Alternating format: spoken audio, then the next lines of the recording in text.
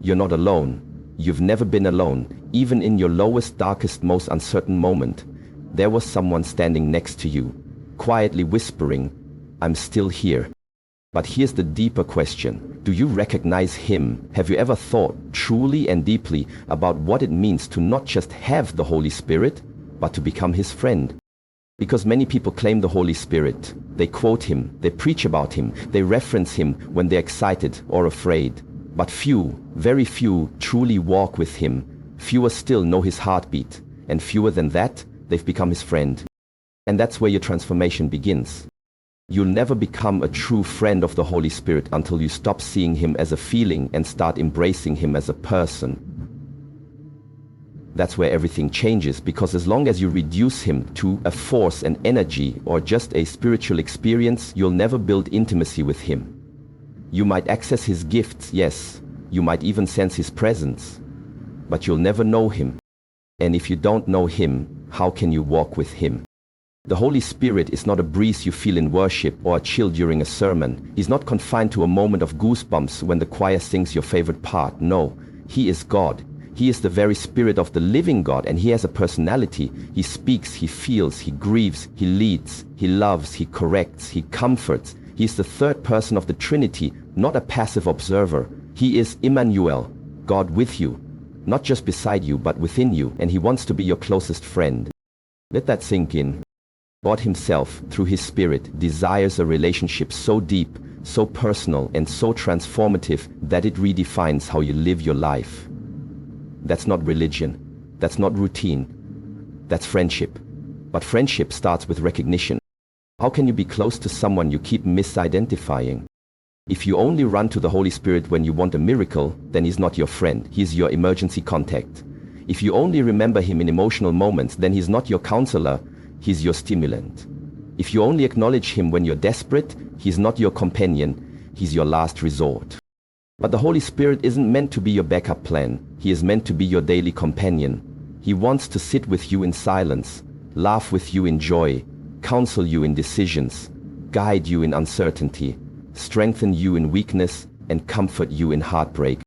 Friendship is not built on occasional interaction. It's built on consistent connection. And connection begins with awareness that he is with you right now, listening, waiting, willing to lead you, willing to be known. But he will never push past your resistance. He waits for you to see him rightly, to talk to him like he's real, to treat him like he matters. You see, the early church walked in supernatural power not because they were superhuman, but because they were spirit conscious. They didn't just reference the Holy Spirit, they relied on him. He wasn't a theological concept. They depended on his voice, his strength, his presence. And that same Holy Spirit is in you. But if you want to become his friend, you need to stop treating him like a tool and start loving him like a person. That means talking to him when you wake up, acknowledging him when you're overwhelmed, listening for him in the quiet, trusting him when your plans fall apart, giving him your time, not just your Sunday mornings. This is the shift. This is where divine intimacy begins. The Holy Spirit isn't asking you to understand everything. He's asking you to invite him in. And as you start to relate to him as a person, not a power, your relationship will deepen. Your heart will soften. Your spiritual life will come alive. And you realize he was never far away. You just needed to start seeing him clearly. Friendship doesn't happen by accident. It begins with an invitation, an intentional, personal decision to welcome someone into your space, your thoughts, your routine. And that's exactly how friendship with the Holy Spirit begins. Not with a religious performance, but with a genuine invitation. Come, dwell with me, be at home here. Stay. The Holy Spirit never forces himself into your life. He is gentle, he is patient, he knocks, but he never breaks the door down. He's not like the enemy who barges in through deception, noise, or manipulation. The Holy Spirit stands at the door of your heart, waiting for you to open it. Fully, completely, without conditions. That's what friendship requires. Space and permission. Too often, we want the benefits of the Holy Spirit without the responsibility of relationship. We want his comfort in chaos, his guidance in confusion, his strength in weakness, but we don't want to give him full access to our hearts. We compartmentalize him. We let him into the spiritual parts of our life, but keep him out of our relationships, our entertainment, our habits, our thought patterns. But friendship with the Holy Spirit can't flourish where he's only treated as a guest. He must be invited to take residence, not just to visit. He must be allowed to influence your atmosphere, not just decorate your Sundays. This is where real transformation begins, when the invitation is sincere and full. When you say, Holy Spirit, you are welcome in my mind, in my home, in my decisions, in my conversations, you're doing more than being polite. You're creating space for divine intimacy. You're laying down your defenses and saying, I don't want just your help, I want your heart. God responds to that kind of invitation. He draws near to the hungry. He reveals himself to those who seek. But too many people want God to move in their life while they remain in control. They want miracles without surrender. They want direction without devotion. They want peace without presence. But the Holy Spirit is not something you use. He is someone you host. And you can't host him if you don't make room. Ask yourself, where in my life have I only given the Holy Spirit visitation rights? Do I invite him into every decision, or just the major ones? Does he have access to my routine, or only my crisis? Is my heart truly open to him, or am I still keeping certain doors locked? The truth is, the more space you give him, the more he feels it. The more you honor his presence, the more aware you become of it. And awareness is everything. Awareness changes how you talk, how you think, how you react. Awareness of the Spirit's presence turns the ordinary into holy ground. It transforms mundane moments into encounters. And it all starts with an invitation, not just once, but daily. Holy Spirit, I invite you today, not just into my schedule, but into my soul. Be with me in every moment. I want to walk with you, talk with you, learn from you. I want to be more than a follower. I want to be your friend. This is not about striving, it's about surrender. The Holy Spirit isn't looking for perfect people. He's looking for available ones. Those who will slow down, open their hearts and say, you're welcome here. When you extend that invitation with sincerity, you're not just asking for help. You're building a home. And the Holy Spirit makes his home where he is honored, where he is wanted, where he is loved. That's how divine friendship begins, with an open door and a willing heart. You don't become a true friend of the Holy Spirit by striving, performing, or trying to impress him. That's not how friendship works. You become his friend by showing up, present, honest, and surrendered. Too many people are chasing perfection, thinking that if they just pray more, fast harder, worship louder, or serve longer, then maybe the Holy Spirit will finally get close to them. But that's not friendship, that's religion. The Holy Spirit isn't looking for your performance, he's longing for your presence. When you treat the Holy Spirit like a taskmaster who only rewards good behavior, you miss his heart completely. He's not waiting for you to get everything right before he'll walk with you. In fact, it's in your weakness, your confusion, and your mess that he draws closest. Because he's not offended by your imperfections. He's drawn to your humility. You don't have to earn his attention. You already have it. You don't need to impress him. You just need to invite him. The world teaches us that approval comes through achievement, that love is based on performance, that value is tied to results. But the Holy Spirit operates on a different frequency. He doesn't need your spiritual resume. He wants your raw heart. He wants the version of you that's still healing, still struggling, still learning to trust. Because real friendship is built in the quiet moments, the in-between places, the mundane routines where you choose to acknowledge him even when you don't feel anything extraordinary. It's the whispered prayer in the car, the gentle surrender when you're tired, the choice to pause and listen before reacting. You don't have to shout to get his attention. He already lives inside of you. So stop performing. Stop trying to earn what he's already offered freely. Start being real with him. Tell him when you're frustrated. Tell him when you're scared. Tell him when you're numb, when you're confused, when you don't know what to do next. That kind of honesty invites intimacy. The truth is, the Holy Spirit already knows everything about you, your thoughts, your fears, your failures, and he still chooses to stay. He's not going anywhere. But if you want to deepen your friendship with him, you have to stop hiding behind spiritual activity and start cultivating spiritual authenticity. That means learning to sit with him in silence, to walk with him without always needing a word or a sign, to value his presence more than your own productivity. You may be asking, but don't I need to do something to grow spiritually? Yes. But growth isn't about earning. It's about abiding. Jesus said, "Abide in me, and I in you. Apart from me you can do nothing." That word, abide, means to remain, to stay, to dwell. It's not frantic or forced. It's steady, it's rooted, it's relational. When you learn to abide in the Spirit, not rush him, not treat him like a vending machine, not approach him only when you're desperate, your relationship deepens. You start to hear his voice more clearly. You start to sense his guidance more naturally. You start to feel his peace even in chaos. Not because you finally become perfect, but because you finally become present. That's what he wants. You don't need to put on a show, you just need to show up. Sit with him in your living room, invite him into your quiet moments. Ask him to speak and then be still enough to listen. Let him see the real you. Let him love the real you. Because it's in your surrender, not your strength, that true friendship begins to grow. And when you stop performing and start abiding, you'll discover a depth of connection that no sermon, song, or spiritual high can manufacture. That's where transformation happens, in the presence of a friend who already knows you and chooses you anyway. When you walk closely with the Holy Spirit, everything in your life begins to shift, starting with your desires. What used to entertain you may no longer satisfy you. The things that once thrilled you might suddenly feel empty. That's not guilt or condemnation, it's transformation. It's the evidence that your heart is being aligned with His. Because when you become a true friend of the Holy Spirit, you begin to want what He wants. You start seeing the world through His lens, and you develop a deep sensitivity to what pleases Him and what grieves Him. This kind of change isn't something you manufacture through willpower. It flows from intimacy. The closer you get to the Holy Spirit, the more your internal compass shifts.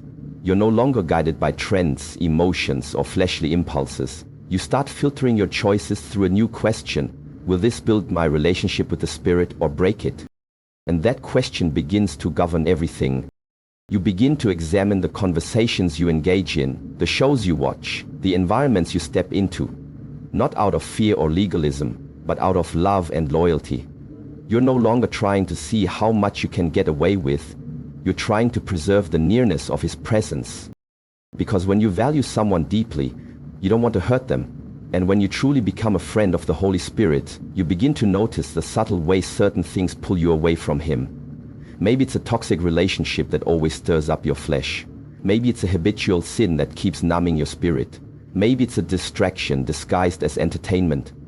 Whatever it is, the Spirit gently shows you what needs to go, not because He's controlling, but because He's protecting your connection with Him. This isn't about rules, it's about relationship. When your heart is truly surrendered, holiness stops being a burden and starts becoming a byproduct. You're not trying to check off a list of religious duties.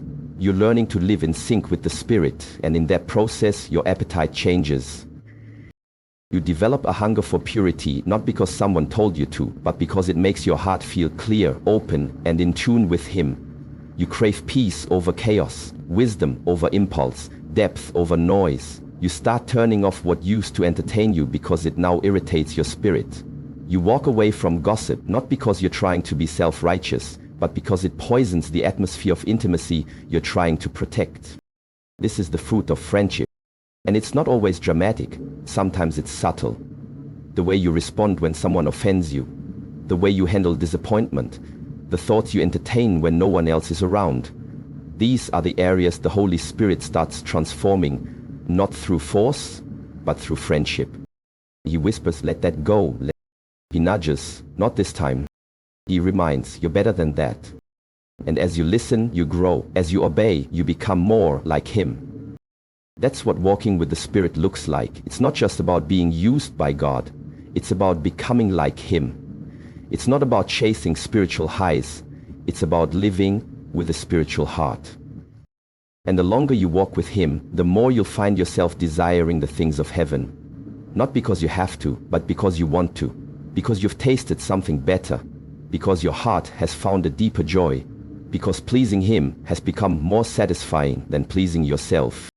That's the beauty of divine friendship. It transforms your life from the inside out. And the more you pursue His presence, the more you become who you were always meant to be.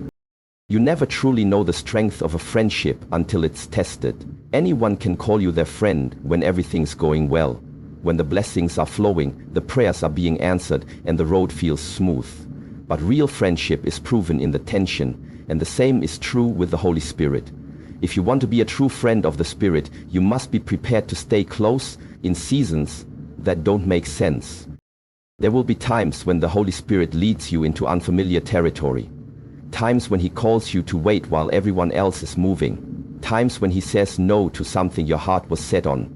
And it's in those moments that your friendship with Him is truly revealed. Will you still trust Him when He takes you the long way around? Will you still walk with Him when the answers don't come easily? Will you remain faithful when He's silent? Because here's the truth. The silence of the Holy Spirit is not the absence of His presence. He is still there, watching, working, whispering in ways you may not yet recognize. And sometimes His silence is His invitation to grow deeper in faith, to believe that even when you can't hear Him, He's still holding you. Many believers only know how to walk with the Spirit when it feels good, when the direction is clear, when the blessings are visible. But the greatest measure of friendship is not found in clarity, it's found in commitment. Think of Abraham, who followed God without knowing where he was going. Think of Joseph, who remained faithful to the dreams God gave him, even while sitting in a prison cell. Think of Jesus, who trusted the Spirit's leading into the wilderness, not into comfort, but into testing. These were not just followers of God, they were friends. Friends who walked through the silence, through the confusion, through the pain, and never let go. That's what true friendship looks like.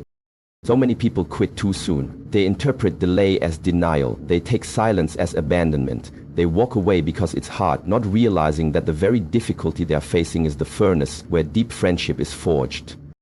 You can't claim to be close to the Holy Spirit if you abandon Him every time the path gets narrow. You can't build intimacy if you check out when things get uncomfortable. Friendship with the Spirit means staying even when it hurts, trusting even when it's unclear, leaning in even when it feels like He's far away. Because He's not far, He's never been far. He's drawing you into deeper dependence. He's teaching you to recognize His presence beyond emotions. He's inviting you to a friendship that isn't based on feelings, but on faith. And yes, you will be tested. You'll be tested by disappointment. You'll be tested by silence. You'll be tested by the temptation to quit. But in every test is an opportunity to press in, to lean closer, to anchor your soul in the One who never changes. Friendship with the Holy Spirit isn't built in the spotlight.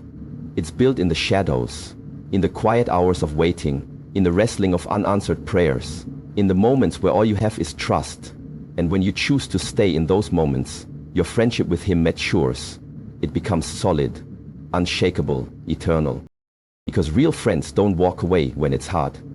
They stay, they believe, they hold on. So if you're in a season of silence, don't let go. If you're in a place of testing, don't run. The Holy Spirit hasn't left you. He's drawing you deeper. And if you'll hold on, you'll discover a closeness with Him that few ever experience. Not because the journey was easy, but because you stayed when it wasn't. Walking with the Holy Spirit is not a one-time experience. It's not reserved for revival meetings, emotional worship services, or powerful altar calls. It's a daily, intentional, life-altering journey. And when you choose to walk with Him consistently, not just in spiritual highs but in your everyday routine, something extraordinary begins to happen. Your life produces fruit. Not artificial, forced fruit, but real, undeniable evidence that you're connected to the Spirit of God. The Apostle Paul called it the fruit of the Spirit: love, joy, peace, patience, kindness, goodness, faithfulness, gentleness, and self-control. These aren't behaviors you force. They are the natural outcome of abiding. You don't manufacture fruit. You bear it by remaining connected to the source. That's what daily fellowship with the Holy Spirit does. It transforms you from the inside out. When you make the Holy Spirit your constant companion, He becomes your internal compass. He begins to guide not only your decisions, but your reactions, your thoughts, your attitude, your relationships. You start responding to situations with peace, when others expect panic. You begin showing kindness when offense would be justified. You find strength to be patient even when everything inside of you wants to explode. Why? Because you're no longer operating from your flesh. You're moving in step with Him. But this kind of fruitfulness doesn't happen overnight. It happens through consistent, daily fellowship. It's the conversations you have with Him when no one else is around. It's acknowledging Him in the small things, not just the big crises. It's waking up in the morning and saying, Holy Spirit, lead me today. It's pausing before a decision and whispering, what do you think about this?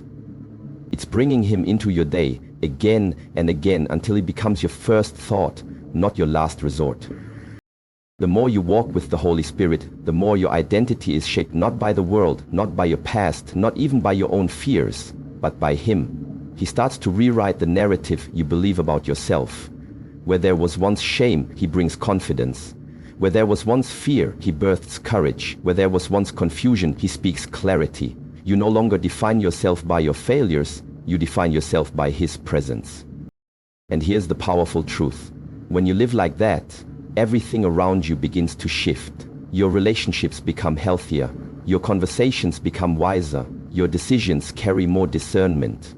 People begin to sense something different about you, not because you're louder, but because you're anchored. Not because you're perfect, but because you're present. Present with the one who lives in you. The Holy Spirit wants to walk with you in every part of your life, not just the spiritual ones. He wants to be your guide at work, your counselor in relationships, your peace in the storm, your boldness in the battle. He wants to be the one who shapes your thinking, governs your emotions, and empowers your actions. But that He can only do that when you walk with Him daily. Not sporadically, not when it's convenient, not when you're desperate. Daily. And here's what's amazing. When you develop that daily rhythm of communion, you begin to see power flow through your life in ways you never imagined. Not just power to preach or prophecy, but power to live holy, power to love deeply, power to stay steady in chaos. That's the mark of someone who walks with the Spirit. It's not loudness, it's fruitfulness. It's not popularity, it's peace. It's not hype, it's holiness. That's what the Holy Spirit produces when you truly make Him your closest friend. So make the decision today, not just to believe in the Holy Spirit, but to walk with Him. Every morning, every moment, every day, let your relationship with Him shape your life so deeply that the world can't help but see the fruit. That's what it means to be a true friend of the Holy Spirit.